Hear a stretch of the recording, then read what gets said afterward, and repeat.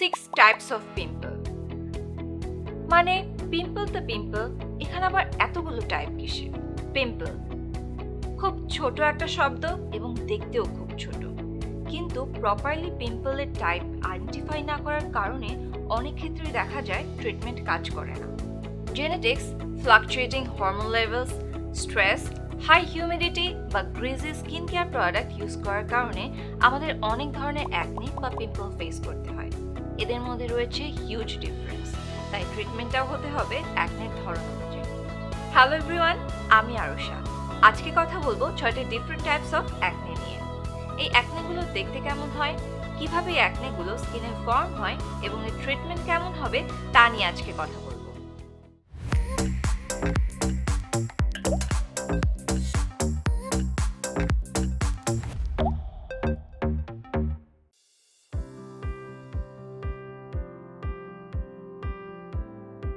আমাদের face, chest, shoulder and ব্যাকে acne হওয়ার চান্স সবচেয়ে বেশি, কারণ এই এরিয়াগুলোতে অয়েল গ্ল্যান্ডস বেশি থাকে। তাহলে চলুন জেনে নিই 6টি ডিফারেন্ট টাইপস অফ অ্যাকনেগুলো কি কি। White heads and black heads, এই দুটো যে আসলে অ্যাকনে তা কি আপনার জানা ছিল? আপনি জেনে সারপ্রাইজড হবেন যে এই দুটোই আসলে নন ইনফ্ল্যামেটরি অ্যাকনে, অর্থাৎ এই অ্যাকনেতে কোনো সোয়েলিং বা পেইন না হলেও এটি এক ধরনের acne.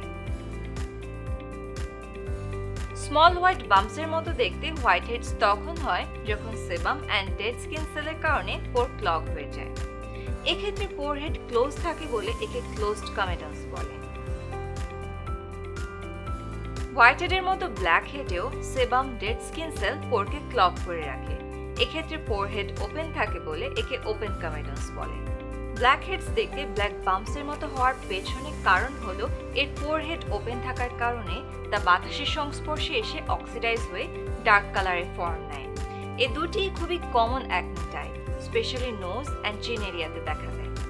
Black head and white head খুবই mild and non inflammatory acne হওয়ার কারণে এর ট্রিটমেন্ট নিজে নিজেই নেওয়া পসিবল।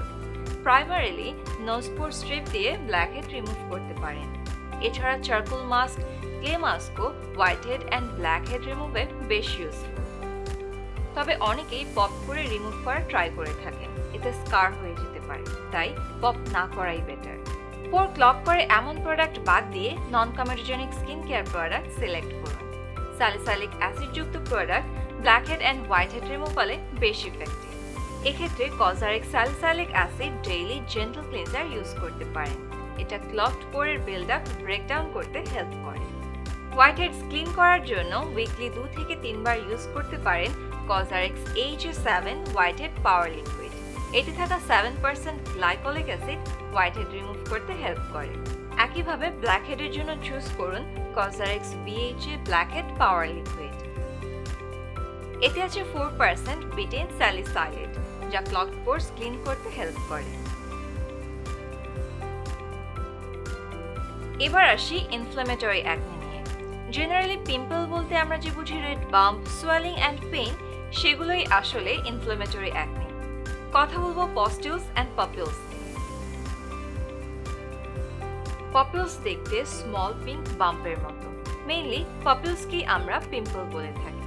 যখন dead skin cell and excess অয়েলের সাথে ব্যাকটেরিয়া কম্বাইন হয় তখন ইনফ্লামেশন ক্রিয়েট হয়ে এমন পিঙ্ক বাম্পি পাপিলস অ্যাকনে ফর্মেশন হয়।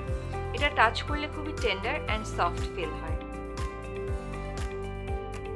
পস্টিউলস আরেকটি ইনফ্ল্যামেটরি অ্যাকনে।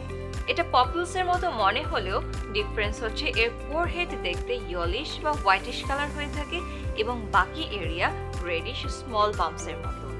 একটা ব্লকড পোর ইনফেক্টেড হলে তা পস্টিউলসে ফর্ম নেয় অ্যান্ড পজ ফিল্ড থাকে। কখনো কখনো ক্লাস্টার আকারে অনেকগুলো একসাথে হয়ে থাকে। বেনজল পারক্সাইড পাপিলস বা পস্টিউলসের মতো ইনফ্ল্যামেটরি অ্যাকনে কিউর করার জন্য একটি best solution. Acne fighting ingredient হিসেবে এটা বেশ ওয়েল নোন। এই ইনগ্রেডিয়েন্টটি অ্যাকনে কজিং ব্যাকটেরিয়া কিল করে এবং ডেড স্কিন সেল ক্লিন করতে হেল্প করে। তবে এটা ইউজের ক্ষেত্রে খেয়াল রাখতে হবে খুব বেশি হাই কনসেন্ট্রেশন যেন ইউজ না করা হয়। ফেসে ব্যবহারের জন্য 1 থেকে 4% কনসেন্ট্রেশনে বেনজল পারক্সাইড যুক্ত প্রোডাক্ট সেফ। 2.5% বেনজল পারক্সাইড যুক্ত Neutrogena on the spot acne treatment ব্যবহারে স্কিনের ডিপ ডাউনের ব্যাকটেরিয়া কিল করে অ্যাকনে কিউর করতে হেল্প করে।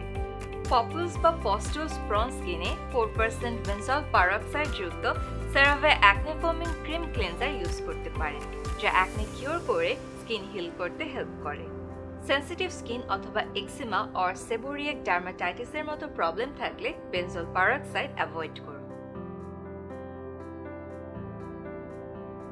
Topical retinoids papules and pustules reduce করতে হেল্প করে।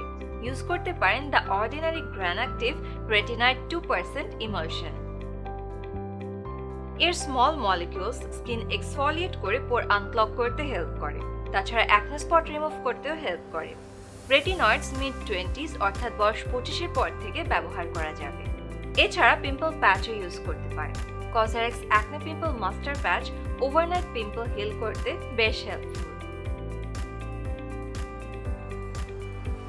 নডলস অ্যান্ড সিস্ট সিভিয়ার অ্যাকনে যখন ক্লগড পোর ধীরে ধীরে সাইজে গ্রো করতে থাকে এবং পেইন অ্যান্ড ইরিটেশন বাড়তে থাকে, তখন সেটাকে নডলস বলা হয়। নডলস কিছুটা সলিড বিগ বাম্পের মতো হয়ে থাকে। সিস্টের সাইজ কম্পারেটিভলি নডলস থেকে বড় হয় এবং সিভিয়ার ইনফেকশন থেকে হয়ে থাকে। Large red or white bumps যুক্ত সিস্ট খুবই পেইনফুল এবং পাস ফিল্ড থাকে। এই দুই অ্যাকনের ক্ষেত্রে ডেড সেলস, সিবাম এবং ব্যাকটেরিয়া স্কিনের ডিপার লেয়ারে পোরকে ক্লগ করে রাখে। এর থেকে ডিপ স্কার হয়ে থাকে। নডলস অ্যান্ড সিস্ট স্কিনের ডিপার লেয়ারে ফর্ম হয় বলে এর ট্রিটমেন্ট ঘরে করা পসিবল নয়। এর জন্য অবশ্যই ডক্টরের ট্রিটমেন্টে থাকতে হবে। সো আশা করছি ভিডিওটি দেখার পরে আপনি কোন অ্যাকনে টাইপে সাফার করছেন সেটা আইডেন্টিফাই করতে পারবেন এবং রাইট ট্রিটমেন্ট নিয়ে অ্যাকনে কিওর করতে পারবেন। Hopefully, this topic of different types of acne was helpful. If you know more about SHAJGOJ, then do follow us on our social media platforms. See you next time. Till then, take care.